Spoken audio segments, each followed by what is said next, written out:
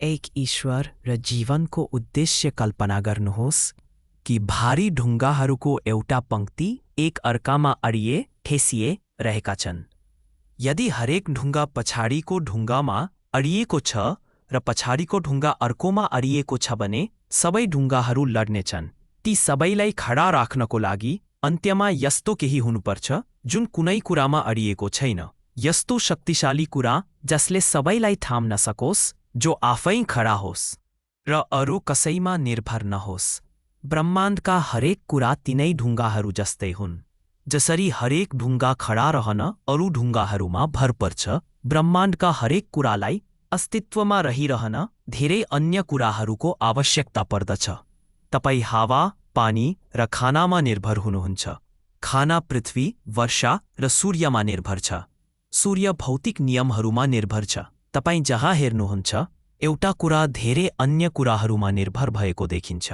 विज्ञानले यी सम्बन्धहरूलाई राम्रोसँग वर्णन गर्दछ।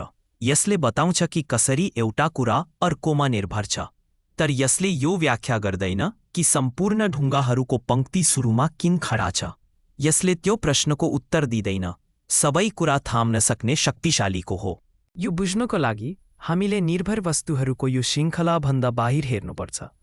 त्यहाँ एउटा यस्तो सत्ता, बिइङ हुनुपर्छ जसले सबै कुरालाई थाम्रहेको छ, तर ऊ आफै ढल्किएको छैन। त्यो सत्ता जसले सबै कुरा थाम्छ, तर उसलाई अरू कसैले थाम्दैन। उहाँ नै हुनुहुन्छ जसलाई हामी सर्वशक्तिमान ईश्वर, अल्लाह भन्छौँ। जीवनको उद्देश्य त्यसैले सर्वशक्तिमान ईश्वरले हामीलाई र हाम्रो वरिपरिका सबै कुरा सृष्टि गर्नुभयो। यदि हामीले वरिपरि हेर्यौँ भने हामी देख्छौँ कि हरेक कुराको स्पष्ट उद्देश्य छ। सूर्यले पृथ्वीलाई न्यानो पार्छ र पानीलाई आकाशमा उछाल्छ, जसबाट बादल बन्छ। हावाले बादललाई हिँडाउँछ। बादलबाट पर्ने वर्षाले वनस्पतिहरू उमार्छ। वनस्पति र जनावरहरूले मानिसका लागि खाना प्रदान गर्छन्। ब्रह्माण्डमा कुनै पनि कुरा अनियमित वा उद्देश्यहीन देखिँदैन। जब निर्जीव वस्तुहरूको पनि उद्देश्य हुन्छ, तब एउटा तार्किक प्रश्न उठ्छ।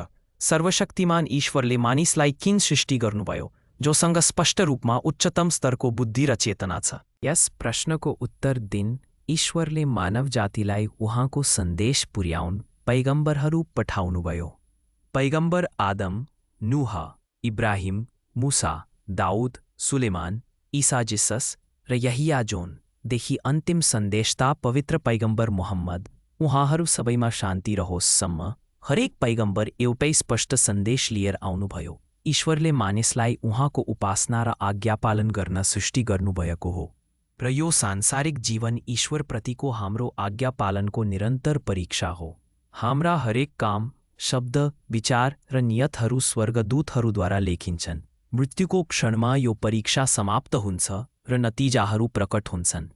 जसले सर्वशक्तिमान ईश्वरमा विश्वास गरेर र असल काम गरेर जीवन बिताए, उनीहरूले सधैँभरिका लागि स्वर्ग प्याराडाइसमा सफलता पाउनेछन्। जसले अविश्वास गरे र सर्वशक्तिमान ईश्वरलाई अस्वीकार गरे, उनीहरूले नरकको आगो हेलफायरमा अनन्त सजाय भोग्नेछन्। हामीलाई सत्य कसरी थाहा हुन्छ? हामीलाई पैगम्बरहरू आए भनेर कसरी थाहा हुन्छ? उहाँहरूले ईश्वरीय पुस्तकहरू छोडेर जानुभयो, जुन उहाँहरूले ईश्वरबाट प्राप्त गर्नुभएको थियो। समय बित्दै जाँदा सबै ईश्वरीय पुस्तकहरूमा परिवर्तन वा मिसावट भयो, पवित्र कुरान, होली कुरान बाहेक, जुन आज 1400 वर्षभन्दा बढी समय बितिसक्दा पनि पूर्ण रूपमा सुरक्षित छ। तर हामी कसरी थाहा पाउने कि कुरान वास्तवमै सर्वशक्तिमान ईश्वरबाट आएको हो? आउनुहोस् ईश्वरका आवश्यक गुणहरूबारे विचार गरौँ। उहाँ आदि र अन्त्य नभएको, बिगिनिङलेस एन्ड एन्डलेस हुनुपर्दछ। अस्तित्व सुरु भएको थियो भने उहाँलाई अस्तित्वमा ल्याउन उहाँ कुनै कुरामा निर्भर हुनुहुन्थ्यो। त्यसैले उहाँ त्यो सत्ता हुन सक्नुहुन्न जो अरू कसैमा निर्भर छैन। यदि उहाँको अन्त्य हुन्छ भने उहाँ त्यो सत्ता हुन सक्नुहुन्न जसमा सबै कुरा निर्भर छन्, किनकि उहाँको अन्त्य हुनुको अर्थ हुन्छ कि अरू सबै कुराको पनि अन्त्य हुन्छ। त्यसैले ईश्वरको कुनै सुरुवात छैन र कुनै अन्त्य छैन। उहाँ एक हुनुपर्दछ। यदि दुई सृष्टिकर्ताहरू थिए भने एकको इच्छाले अर्कोको शक्तिलाई सीमित गर्ने थियो, र सीमित सत्ता ईश्वर हुन सक्दैन। उदाहरणका लागि, यदि एक सृष्टिकर्ताले सूर्य उदाउन चाह्यो र अर्कोले अस्ताउन चाह्यो भने केवल एकजना मात्र सफल हुन सक्थ्यो। जो असफल हुन्छ ऊ शक्तिहीन हुन्छ, र शक्तिहीन सत्ता त्यो ईश्वर हुन सक्दैन जसमा सबै कुरा निर्भर हुन्छन्।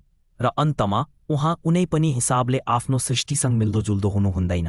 यदि उहाँ मिल्दोजुल्दो हुनुभयो भने उहाँ पनि तिनीहरू जस्तै निर्भर हुनुहुनेछ र उहाँ त्यो सत्ता हुन सक्नुहुन्न जसमा सबैजना निर्भर छन्। अब आफैलाई सोध्नुहोस्, मानिसहरूले पूजा गर्ने सबै देवताहरूमध्ये कुन चाहिँ यी तार्किक मापदण्डहरूमा खरो उत्रिन्छ? उहाँ त्यही ईश्वर हुनुहुन्छ जसले पवित्र कुरान पठाउनुभयो। अध्याय 111मा अल्लाह भन्नुहुन्छ, भन्नुहोस्, उहाँ अल्लाह हुनुहुन्छ एक। अल्लाह कसैमा निर्भर हुनुहुन्न, सबै उहाँमा निर्भर छन्। न उहाँबाट कोही जन्मियो, न उहाँ कसैबाट जन्मिनुभयो, र उहाँको बराबर कोही छैन।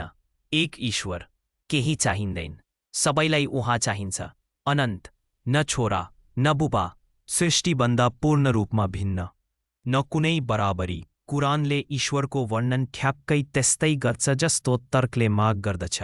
यो संयोग होइन, यो प्रमाण हो कि पवित्र कुरान वास्तवमै ब्रह्माण्डका सृष्टिकर्ता सर्वशक्तिमान अल्लाहद्वारा पठाइएको पुस्तक हो।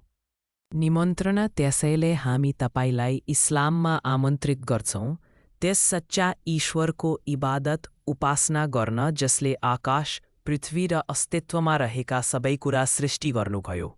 इस्लाममा प्रवेश गर्न केवल इमानदारीका साथ भन्नुहोस्, म गवाही दिन्छु कि अल्लाह बाहेक अरू कुनै ईश्वर पूज्य छैन र म गवाही दिन्छु कि मुहम्मद अल्लाहका सन्देशवाहक हुनुहुन्छ।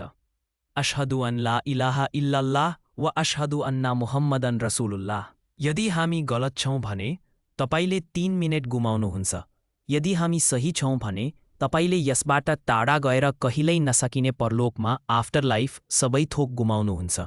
अनन्त आनन्दको ढोका खुल्ला छ। के तपाईँ भित्र प्रवेश गर्नुहुनेछ?